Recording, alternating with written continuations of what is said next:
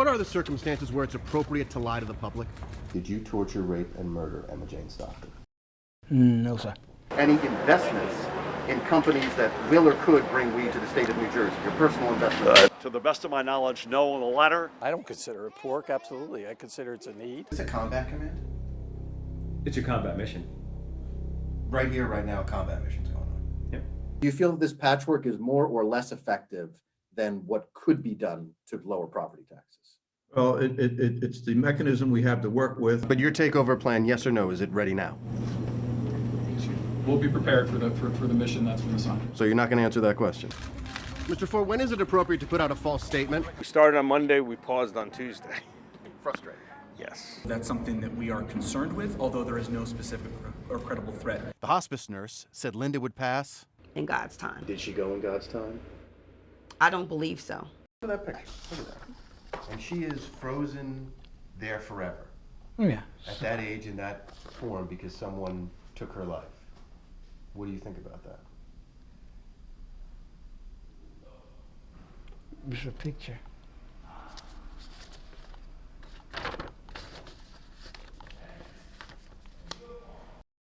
Find another state in this union that is more transparent with data as it relates to COVID-19. Find another state. I'm completely confident in the data we report. How recent are the new cases of COVID-19 that Governor Murphy has announced at press briefings for more than 1 year? The answer is complicated. What happens is that there's a little bit of a lag between the number of reports that we get on a given day. The Murphy administration says virtually all the daily reported new cases are positive test results that were received by the Department of Health within the last 24 hours. But new tests don't always mean new infections. In a statement last week, the Department of Health said the cases we report every day are new in that the department was just notified of them within the past 24 hours. It is also correct that investigation may have subsequently determined that they were old and that symptoms may have begun long before test results were received. When asked about that statement at his Monday press briefing, the governor said, I'm not saying you aren't being political, but the genesis of it is without question political. It is a conspiracy theory, and you know this, which is claiming that for whatever reason we're making this look worse than it is. I think he's doing the best he can with what knowledge he has from the data. You know, I think the data are imperfect. Dr. Perry Halkitis is dean of the Rutgers School of Public Health and worked with the Murphy administration to develop the state's contact tracing core. PCR testing results are not necessarily reported in a real-time basis, so that as a result of that, people could have been sick weeks ago. The CDC says people who were sick with COVID can have detectable levels of the virus in them for 3 months, so the Department of Health maintains this graph, known as the EpiCurve.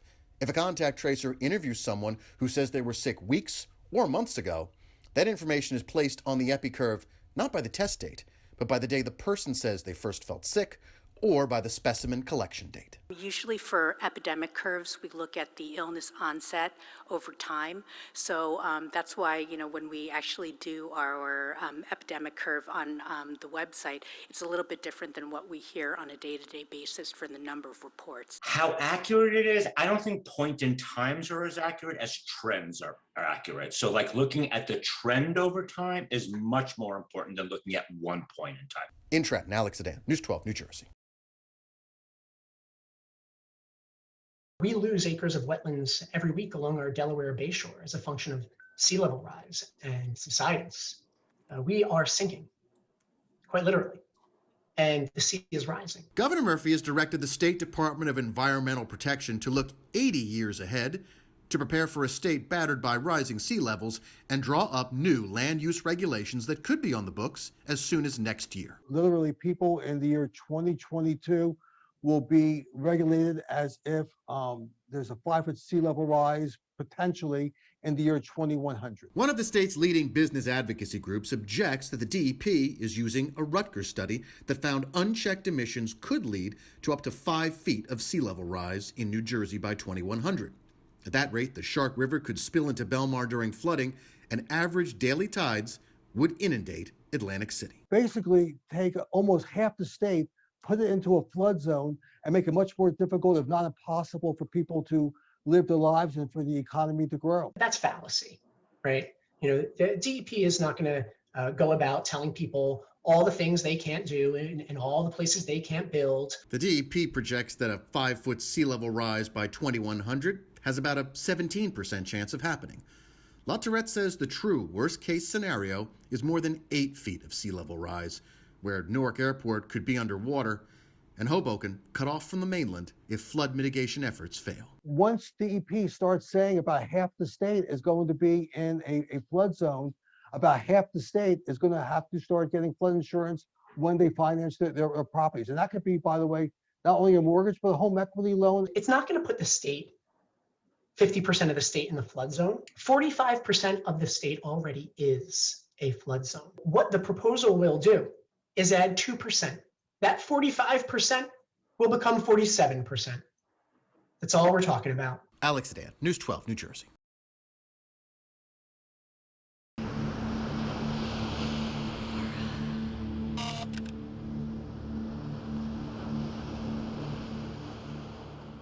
It's not a good feeling what he did, and everything was exposed what he did.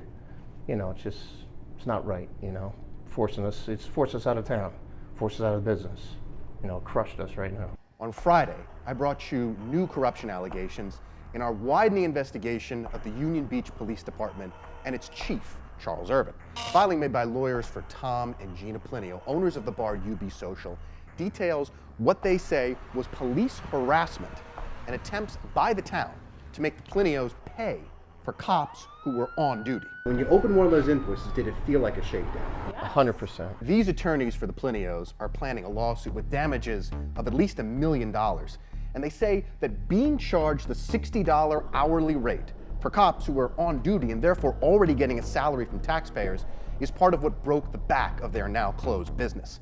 In an exclusive interview with us, the Plinios tell their side of the story, how it all began, and how it went wrong. When the bar opened in 2015, all seemed to be going well.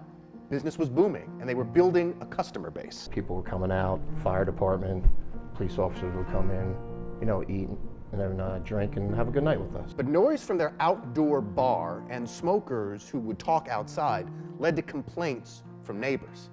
And that meant the conditions were put on their liquor license when it was renewed in June of 2016. But I did the best I could. Like in New Jersey, you have to smoke outside. Things got worse, the Plinios said, when what were supposed to be off-duty officers stationed outside the bar Friday and Saturday nights actually appeared to be cops on duty and harassing potential customers. There was invoices stating that he was there for the whole night. He was never there for the whole night. I actually took notes.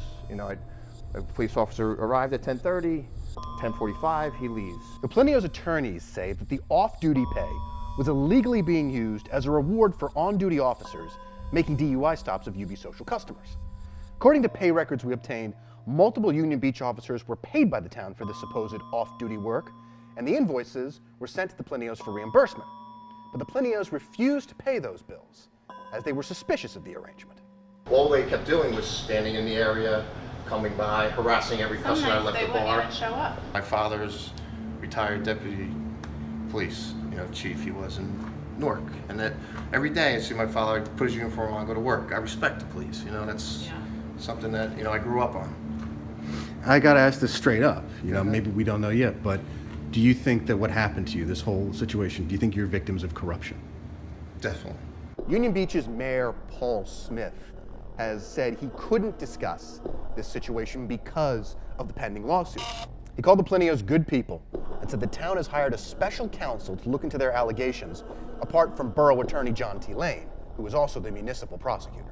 Chief Irvin could not be reached for comment. I think they had an agenda against us. That's what I really think.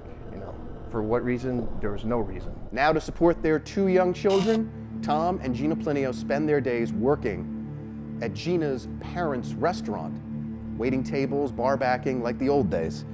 Their dreams of successful business in Union Beach, gone. It's not just the chief, it's the whole borough, the whole Union Beach we want held responsible for. That's what we want. It's not just the chief. For our losses, yeah. For what we lost. We lost everything. Yeah. I think they should know who's being released into their community, how many people were released into their community. When the Murphy administration okayed the release of prisoners amid the COVID-19 pandemic this past spring, the directive was clear. No one convicted of a serious crime Since then, the state legislature passed and the governor signed a bill granting early release to a different group of inmates. Still excluded, those serving time for murder, aggravated sexual assault, or a sexual offense where the conduct is characterized by a pattern of repetitive, compulsive behavior. It's much too early to tell if that's had an impact just yet, but I know other mayors have expressed concerns to me, and they've expressed concerns to the public as well. The number of shootings in Patterson is higher than it's been in more than 10 years. Patterson's Democratic mayor says his administration will monitor the prisoners released to his city, but stop short of criticizing the program. It's too early to say. However, we are concerned, and we've talked to Governor McGreevey and his reentry program to see if there's anything we can do to link up these recently released former prisoners, because obviously we want to prioritize safety. We do prioritize safety in Patterson. From a personal standpoint, I think they should serve out their time that they were sentenced to, but from a professional standpoint, they say release them, we release them. Philip Brand was released from Northern State Prison in Newark November 4th.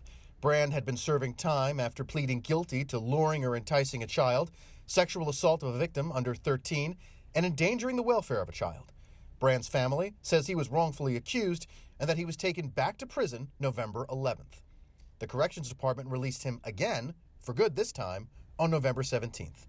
Officials said Mr. Brand's case has a complicated sentencing structure, which was flagged by an internal audit for additional review out of an abundance of caution.